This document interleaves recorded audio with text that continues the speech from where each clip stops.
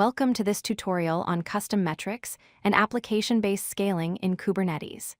In this video, you'll learn how to scale your applications based on real business metrics like requests per second, rather than just CPU or memory usage. This approach allows you to build more intelligent auto-scaling systems that respond to actual application load. Let's understand why custom metrics matter.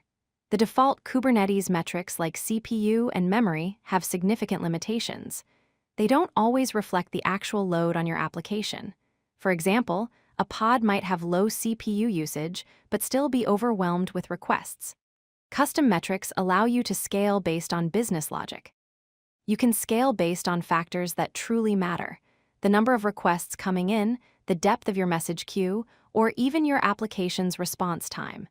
This makes your scaling decisions much more accurate and meaningful. Here's how custom metrics architecture works in Kubernetes. First, your application exposes metrics in a standard format, typically through a metrics endpoint. Next, a metrics server like Prometheus collects this data from your application. Then, the custom metrics API makes these metrics available to Kubernetes in a way it can understand. Finally, the Horizontal Pod Autoscaler reads these metrics and scales your pods up or down based on the thresholds you define. This creates a complete feedback loop from your application to the auto-scaling system. Before implementing custom metrics autoscaling, you'll need three key components. First, you need a metrics server like Prometheus, Datadog, or a similar monitoring solution to collect and store metrics. Second, you need a custom metrics adapter, such as the Prometheus Adapter or your cloud provider's adapter, which translates your metrics into the Kubernetes custom metrics API format. Third, your application must be instrumented to expose metrics, typically in Prometheus format.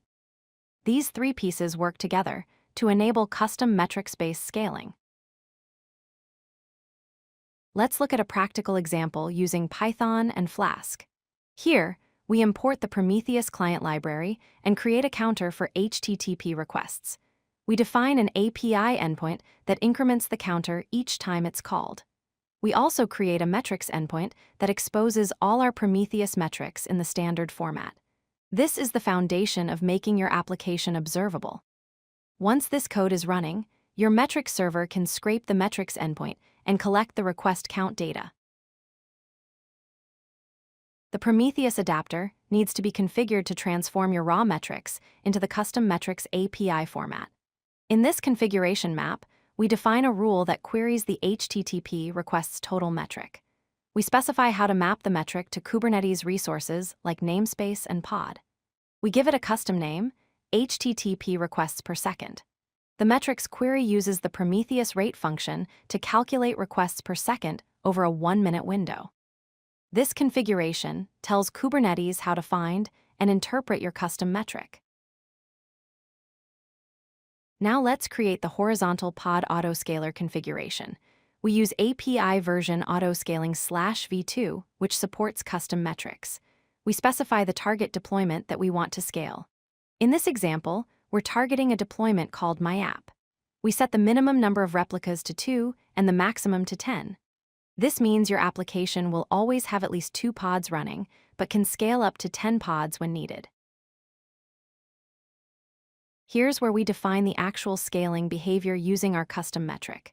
We specify the metric type as pods, meaning we're measuring per pod metrics. We reference our custom metric by name, HTTP requests per second. The target type is average value, and we set the average value to 100. This means if the average requests per second across all pods exceeds 100, Kubernetes will scale up. We also define a behavior section with a stabilization window of 60 seconds to prevent rapid scaling fluctuations. This ensures stable and predictable auto-scaling based on your application's real traffic patterns. If you like this video, hit that like button and don't forget to subscribe. Visit codelucky.com for more such useful content.